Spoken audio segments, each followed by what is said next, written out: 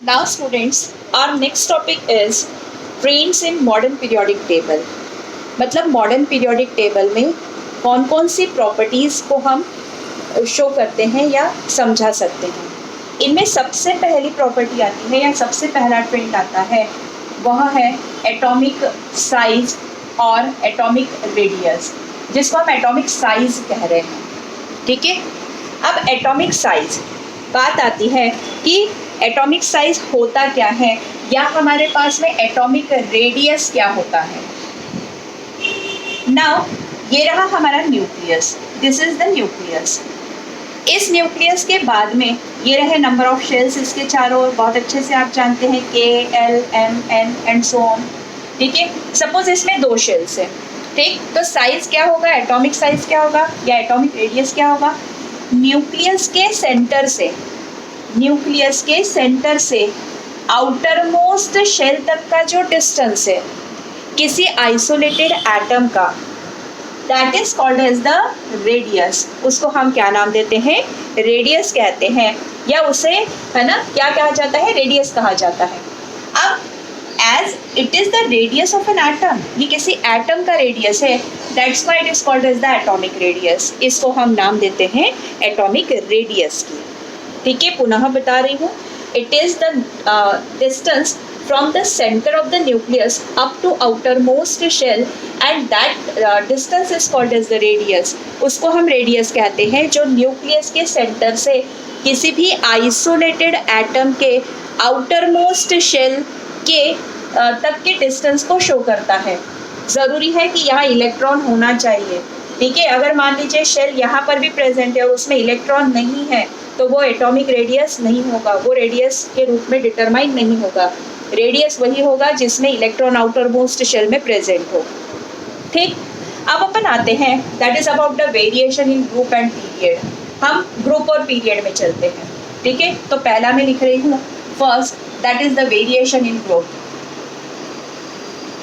Variation in group मतलब यदि हम ग्रुप में जाते हैं तो साइज बढ़ेगा या फिर कम होगा। हम बहुत अच्छे से जानते हैं, यदि मैं यहाँ एक छोटा सा पीरियोडिक टेबल, छोटे से 2 का ही पीरियोडिक टेबल बना रही हूँ। मैंने लिखा lithium, sodium, potassium, rubidium, caesium and francium. ठीक है, लिथियम एटॉमिक नंबर कितना हो गया 3, देन कितना हो गया 11, देन कितना हो गया 19 एंड सो ऑन।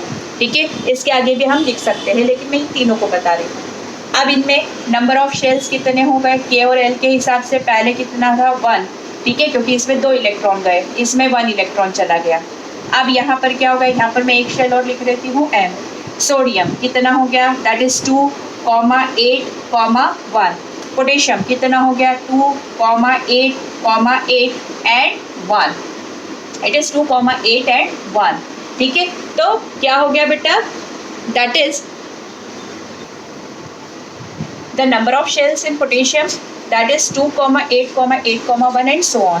अब आप यहाँ देख सकते हो, यदि मैं इनका नंबर ऑफ शेल्स यहाँ ड्रॉ करती हूँ, जैसे इसको मैंने ड्रॉ करा तो कितने शेल्स है 2, इसको ड्रॉ करूँगी तो कितने शेल्स हो जाएंगे 3, इनको ड्रॉ करूँगी तो कितने शेल्स हो जाएंगे, नंबर ऑफ शेल्स 4।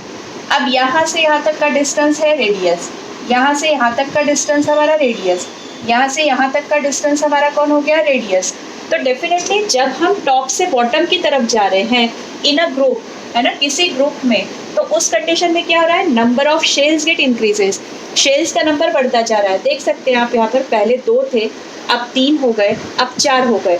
तो यदि शेल्स का नंबर बढ़ेगा तो डेफिनेटली एटॉमिक साइज भी क्या होगा, एटॉमिक साइज भी इंक्रीज होगा, atomic size gate increases.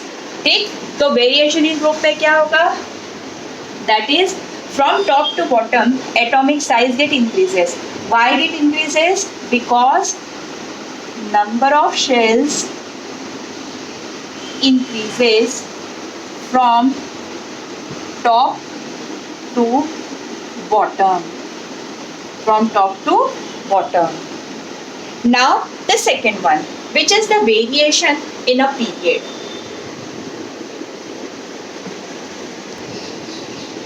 Now variation in a period.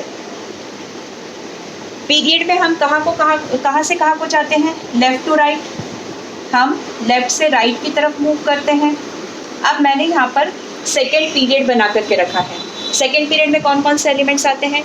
Lithium, beryllium, boron, carbon, nitrogen, oxygen, fluorine with atomic number 3, 4, 5, 6, 7, 8 and 9। अब नंबर ऑफ शेल्स कितने हैं?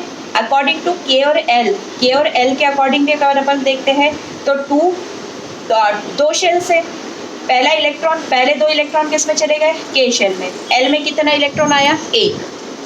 बेरिलियम में क्या हो जाएगा? के में 2 गए, एल में कितने होंगे? 2। बोरॉन में 2 और 3, कार्बन में 2 और 4, नाइट्रोजन में 2 और 5, ऑक्सीजन में 2 और 6 और फ्लोरीन में 2 और 7। अब इन सब में सबसे इंपॉर्टेंट पार्ट क्या रहा है कि इसमें number of shells are same.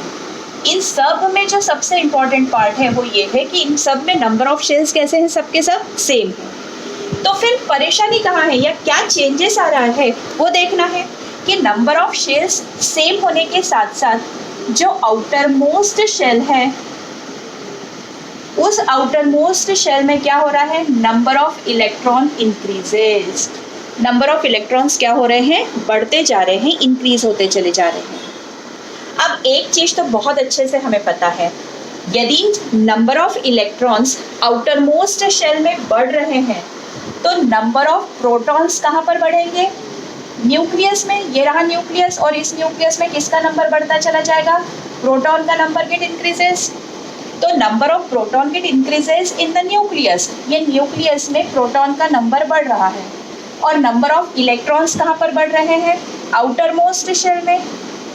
अब जब नंबर ऑफ प्रोटॉन्स बढ़ेंगे तो इसके साथ साथ बढ़ेगा इफेक्टिव न्यूक्लियर चार्ज। क्या बढ़ेगा इसके साथ साथ? Effective nuclear charge. जब इफेक्टिव न्यूक्लियर चार्ज बढ़ेगा तो ये जो हमारे प्रोटॉन्स है या ये जो हमारा न्यूक्लियस है, ये न्यूक्लियस आउटर मोस्ट इलेक्ट्रॉन्स को अपनी तरफ पुल करेगा, अपनी तरफ खींचेगा। और जब वो अपनी तरफ इलेक्ट्रॉन्स को खींचेगा तो ऐसी कंडीशन में atomic size get decreases. Atomic size जो है वो क्या हो जाएगा? कम हो जाएगा, डिक्रीज हो जाएगा।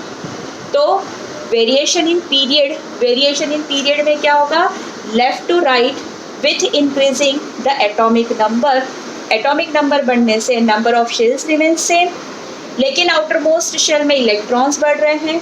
Effective nuclear charge get increases, जिसके कारण न्यूक्लियस इलेक्ट्रॉन को अपनी तरफ पुल करेगा and atomic size get decreases. तो this is all about the atomic size और the radius. Thank you very much.